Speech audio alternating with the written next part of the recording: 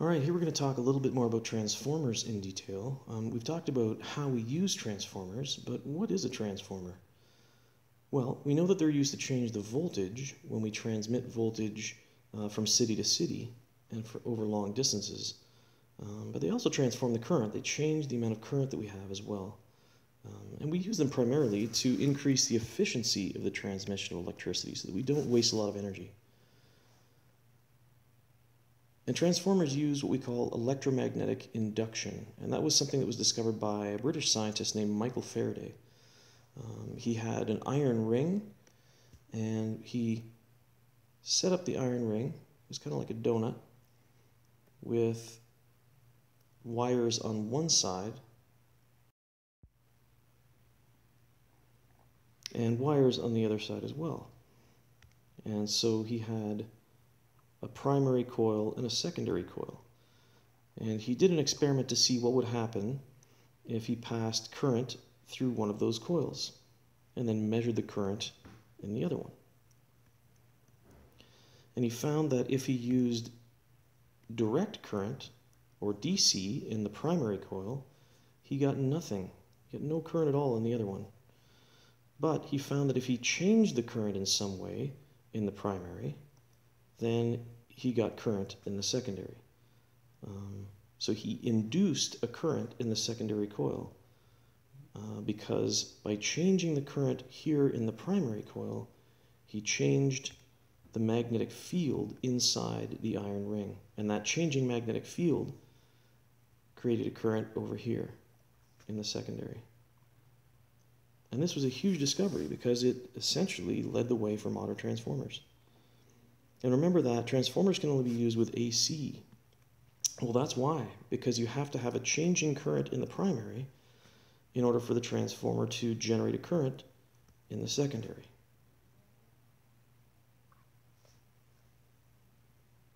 And that's because the magnetic field induced always has to be changing in order to have that current in the secondary coil. This is more what a modern transformer looks like. Typically we will still use iron, but instead of making it look like a donut, often it's got an angular shape like this. And we've got the primary coil on one side and the secondary coil on the other. So this is our secondary coil. And in order for the transformer to be useful, we need a different number of turns on the coil when we compare the primary and the secondary. So you can see that the primary has only a few turns and the secondary coil has many turns. That means that we'll be changing the voltage and the current between the two. So N1 is the number of turns on the primary coil and N2 is the number of turns on the secondary coil. So V1 is the voltage or potential difference across the primary coil, and V2 is the potential difference across the secondary coil. And again, for it to be a useful transformer, those two values need to be different. As we change the voltage, that means we must necessarily change the current, and that's conservation of energy. We can't change one without the other. So I1 is the current in the primary coil, and I2 is the current in the secondary coil. Now, if we want to find the voltages, or the currents, we can use ratios. Here's one. N1 over N2 is equal to V1 over V2. So that means that if we have more turns on the secondary, we'll have a higher voltage on the secondary coil.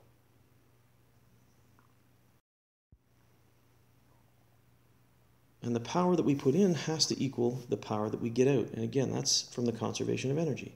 We can't create energy and we can't destroy it. So that means that as the voltage goes up, the current has to go down. So if we increase the number of turns going from the primary to the secondary, then we have to decrease the current. So you'll notice the subscripts are reversed. N1 over N2 equals I2 over I1.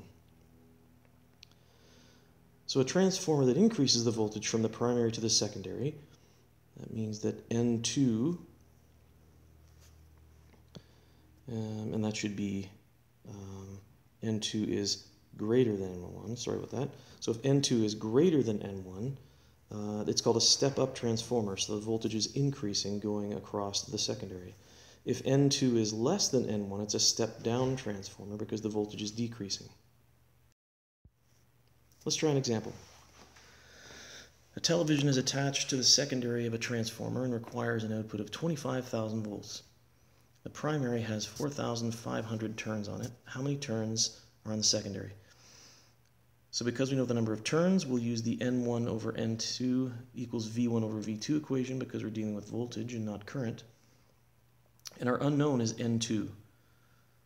So we'll substitute our values into our equation and then we'll rearrange. So we get N2 equals 25,000 volts times 4,500 turns divided by 120 volts, or 937,500 turns. Wow, that's a lot of wire. If the current in the secondary is 3.8 milliamperes, let's determine the current in the primary. Well, now we can use our current equation, which you'll recall looks like this. N1 over N2 equals I2 over I1. And so from that, we can substitute the values in that we have and solve for I1. So I1 is equal to 937,500 turns times 3.8 milliamperes divided by 4,500 turns. And we get a current in the primary of 791.7 milliamperes, I1. Now what would happen if we take this device, which is designed to be used in North America, over to Europe, where the potential difference across a receptacle is twice as great? So you go and visit Greece, and now the voltage when you plug something in is 240 volts instead of 120 volts. Well, that means the input voltage would be twice as great, which would increase I1 according to Ohm's law, and this would cause the primary to overheat and could potentially cause a fire. So you don't want to take something from North America and plug it into an outlet in Europe because it could be very dangerous.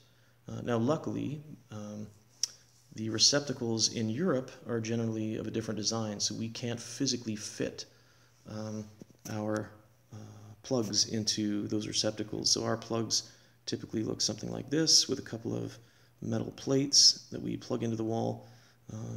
In Europe, some countries have little round receptacles, and so that physically prevents us from plugging things in. So that's good for safety reasons.